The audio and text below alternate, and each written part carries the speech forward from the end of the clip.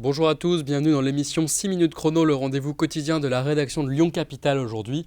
On va parler de couteau avec Oriane Poli, la co-organisatrice du Salon du couteau et des arts de la table de Lyon, le SCAT, comme on dit. Oui. C'est la 16e édition. Il se tiendra ce salon le 16 et 17 novembre à l'espace Jean Couty à Lyon 9. Oui. Bonjour Oriane Poli, merci d'être venue sur notre plateau. Bonjour Éloi, merci de me recevoir. On va rentrer dans le vif du sujet pour nous présenter ce salon. D'abord, qu'est-ce qu'on pourra y voir ? Plein de choses. Alors, on pourra déjà y voir 80 artisans couteliers nationaux et internationaux. On pourra voir également des démonstrations de forge, en plus en tenue d'époque cette fois. Des démonstrations de taille de silex préhistorique.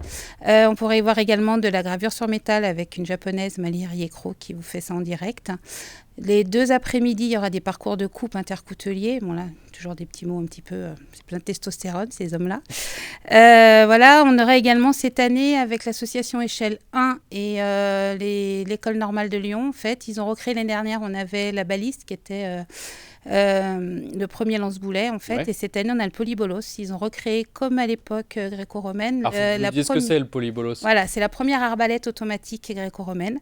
Et donc il y aura Patrolo, qui est donc forgeron, qui sera avec sa forge à soufflet en tenue d'époque. Il va refaire les pointes de flèche du polybolos de l'époque romaine. Et ils vont l'utiliser Oui, alors ils ont un petit souci technique en ce moment, donc il y aura quand même d'utilisation, mais moins que le lance-boulet l'année dernière. D'accord, voilà, donc du spectacle, Oui. de la connaissance, découverte. de la découverte. Très très ludique.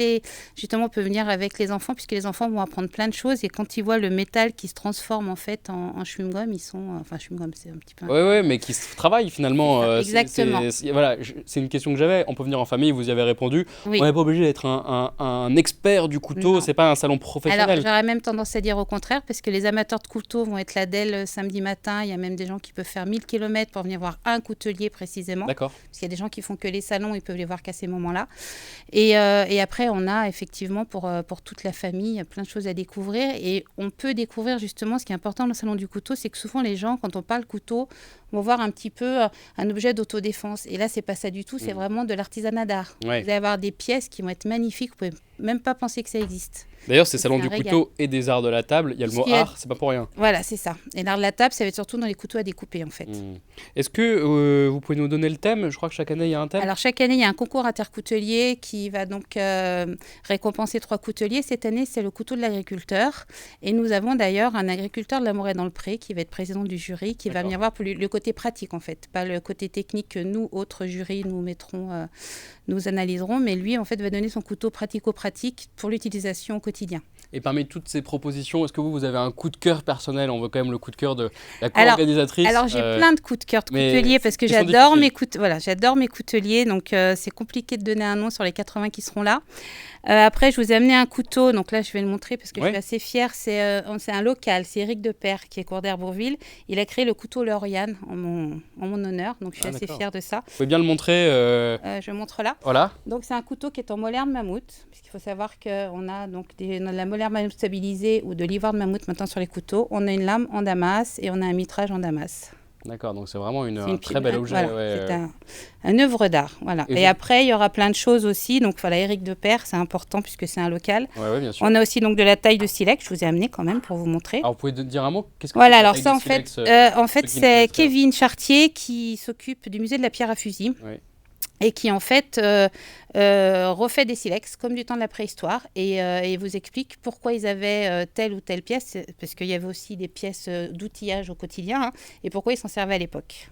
Et on finit par. Vous allez Voilà, tout nous donc j'ai montrer aussi quand de la même. Là, forge. vous Voilà, avez j'ai plein aussi de de la choses, forge. Donc ça, c'est de la brute de forge. on veut Donc ça, savoir. c'est les clous d'autrefois, en fait. Bon, là, on m'a fait une petite coccinelle dessus.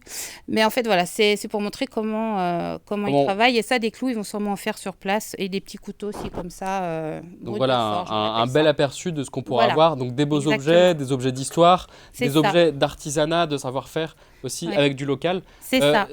C'est justement, moi ça m'intéresse, cette question de local. Mm. Je pense que pour beaucoup, Lyon n'est pas identifié forcément comme une ville du couteau. Mm. Pourtant, voilà, il y a le SCAT, Oui. et puis il y a aussi de nombreux artisans. Quelle est un peu l'histoire de votre salon ? Comment c'est venu finalement Alors, le salon, c'est pas moi au départ, c'est Christophe Moussa, qui est donc président du Cercle français des couteliers forgerons, qui est notre association qui porte le salon du couteau, qui est coutelier forgeron lui-même et qui a décidé, donc il y a 17 ans, de faire, enfin même 18 ans, puisqu'il y a eu un premier salon, de faire un salon du couteau sur Lyon, parce qu'il y avait 4 salons en France. Aujourd'hui, je crois qu'on en a 44. Et en fait, Lyon, c'est quand même central pour la France. On n'avait pas de salon central.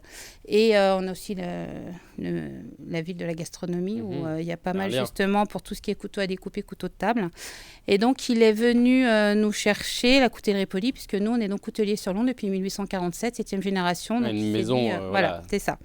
Et c'est vrai que moi, le couteau, c'est un peu comme Obélix qui est tombé dans la potion magique. Moi, je suis tombée dans le couteau quand je suis née et depuis, ça ne m'a pas lâchée. Donc, c'est vraiment une passion.